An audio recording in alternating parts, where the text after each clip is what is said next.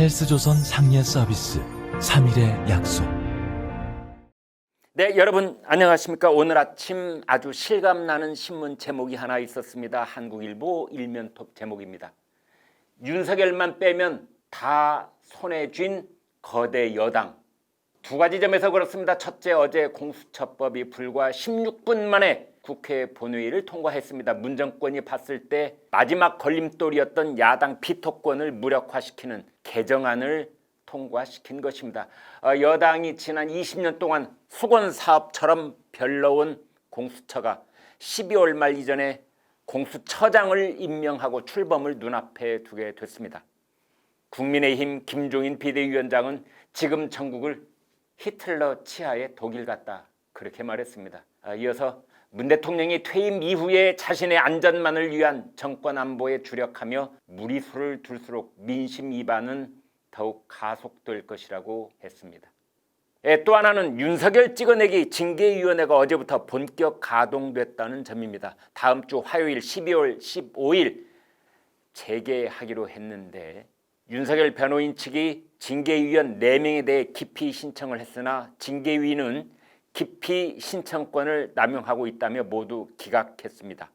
절차 문제 등을 놓고 치열한 공방을 벌였으나 끝내 결론을 내지는 못했습니다. 신문과 방송은 마치 과천 법무부 청사를 중계하듯 실시간으로 속보를 전해드리고 있었으나 크게 보면 문 정권의 일관된 총장 축출 시나리오가 그대로 진행되고 있다고 보면 됩니다.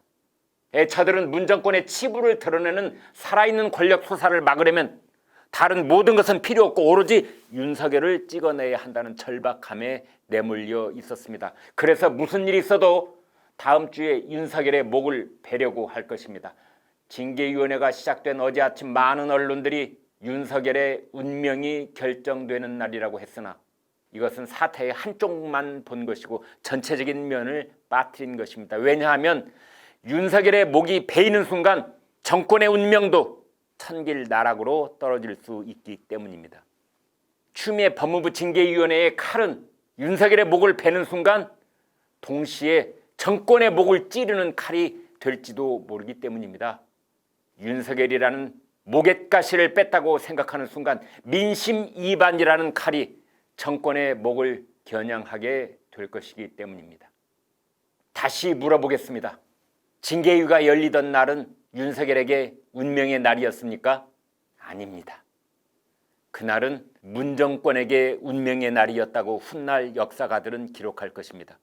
징계위가 해임을 의결하고 문 대통령이 해임을 제거하면서 검사 윤석열은 죽고 대신 정치인 윤석열이 태어날 것이기 때문입니다. 지금 문 정권과 거대 여당은 원칙, 절차, 합의, 타협, 배려 이런 것들을 모두 무시하고 오로지 숫자로 밀어붙이고 있습니다. 그러나 두고 보면 알 것입니다. 지금 정권은 새해 벽두 공수처의 정식 출범을 기대한다, 이런 문 대통령의 속도전 지시에 따라 진용 갖추기를 서두른 다음 공수처 수사 대상 1호로 윤석열을 잡아들이고 싶겠지만 만약 정권이 바뀌면 윤석열 본인이 공수처장이 되는 날이 올 수도 있고 만약 윤석열이 대권을 잡는다면 윤석열이 임명하는 누군가가 공수처장이 되는 날이 올 수도 있습니다. 어제 통과된 공수처법 개정안은 그 핵심이 야당의 공수처장 거부권을 삭제한 것입니다. 공수처의 정치적 중립과 수사 독립성을 위한 최소한의 안전장치였는데 그걸 없앤 것입니다. 공수처는 많은 유연 소지가 있지만 그럼에도 불구하고 그나마 정당성을 주장할 수 있는 유일한 근거가 바로 야당의 비토권이었습니다. 작년 말 민주당은 야당이 반대하는 사람은 공수처장이 될 수 없다고 거듭 강조하면서 공수처법을 밀어붙였습니다. 그러나 다수 의석을 차지하자 얼굴을 180도 바꿨습니다. 유일한 정당성의 근거마저 지워버린 것입니다. 한마디로 정권이 원하는 사람을 공수처장에 앉히겠다는 그것 한 가지입니다. 이제 조국이나 추미애 같은 인물이 공수처장이 될 것입니다. 공수처법 개정안은 공수처 검사 요건을 대폭 완화했습니다. 검찰 출신은 23명 공수처 검사 정원의 절반을 넘을 수 없습니다. 그 빈자리를 메우겠다는 구실로서 민변 변호사들이 대거 공수처 검사로 임명될 것입니다. 현장을 뛰는 40명 수사관 자리는 시민단체 출신들이 차지할 것입니다. 한마디로 지금의 검찰을 찍어 누를 수 있는 민변 검찰이 생기는 것입니다. 공수처는 검찰이 수사 중인 청와대의 울산 선거공작, 유재수 비리 은폐, 월성 1호기 경제성 조작 사건 등을 강제로 이첩받아서 뭉개버릴지 모르는데 그걸 막을 수가 없습니다. 한 번 공수처 검사가 되면 9년까지 자리가 보장됩니다. 정권이 바뀌더라도 민변 공수처 검사와 시민단체 출신 수사관은 그대로 남아있게 됩니다. 다음 정권이 문정권의 비리범죄를 다시 들춰내려고 해도 민변 공수처가 얼마든지 수사를 방해할 수 있습니다. 이것이 바로 문정권이 이토록 공수처 출범에 목을 맸던 이유일 것입니다. 어제 열린 법무부 징계위원회는 원래 있었던 외부 징계위원 3명 가운데 1명은 사퇴하고 1명은 불참했습니다. 문정권과 추미애 법무부가 봤을 때는 불감청위원정 고소원이었을 것입니다. 아이고 징계위가 불편하셔서 나가시렵니까? 어서 가십시오. 그렇게 한 뒤에 자신들의 친정권 사람으로 교체한 것입니다. 그리고 윤석열 총장 측이 징계위원 5명 중에 4명에 대해 기피 신청을 했는데 이것을 전부 기각했습니다. 이 과정에서 기피 대상으로 지목된 위원이 마치 품앗이 하듯 다른 기피 대상 위원에 대한 기피 신청을 기각해 주었습니다. 대법원 판례도 무시한 행태였습니다. 똥 묻은 개가 겨 묻은 개를 감싸준 꼴입니다. 윤 총장 측이 기피 신청을 하자 그중 1명은 회피한다며 빠져나갔습니다. 기피를 들이대자 회피라면서 모습을 감춘 것입니다.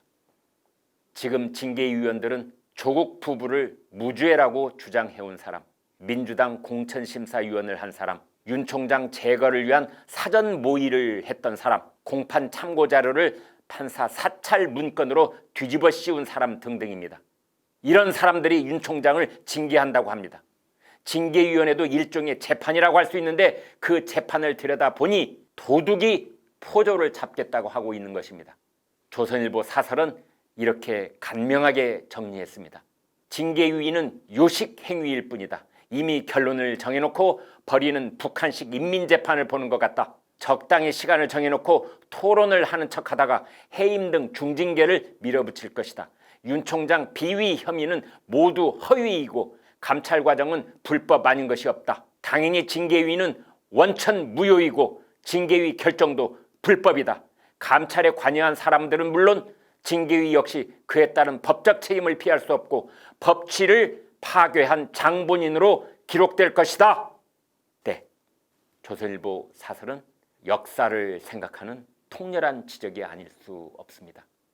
다시 공수처 문제로 돌아가 보겠습니다. 일부에서는 공수처가 되레 이 수사검사 진용을 꾸리지 못할 수도 있다고 지적하고 있습니다. 여당이 공수처법 개정안에 뼈아픈 실수를 저질렀다는 것입니다. 야당이 반대하면 공수처 검사를 추천하는 인사위원회 구성이 불가능하다는 것입니다. 그렇게 되면 공수처에 공수처장과 차장만 있고 23명으로 구성할 수 있게 돼 있는 수사검사는 임명되지 못하는 인적 공백 상태에 빠질 수도 있다는 지적입니다. 개정 공수처법 제8조는 공수처 검사는 인사위원회의 추천을 거쳐 대통령이 임명한다고 되어 있습니다. 그리고 공수처법 제9조는 인사위는 위원장 1명을 포함한 7명의 위원으로 구성하고 위원장은 처장이 된다고 명시하고 있습니다. 여기서 인사위원 7명 중 2명은 야당 몫입니다. 따라서 야당이 인사위원을 추천하지 않으면 인사위원회 구성이 무산될 수 있습니다. 네, 그러나 지금 거대 여당은 무슨 일이든 저지를 수 있는 사람들입니다. 저희는 무산될 것으로 보지 않습니다. 야당이 추천하지 않으면 여당은 그냥 5명 인사위원회로 수사검사를 추천할 것입니다. 오늘의 결론은 이렇습니다.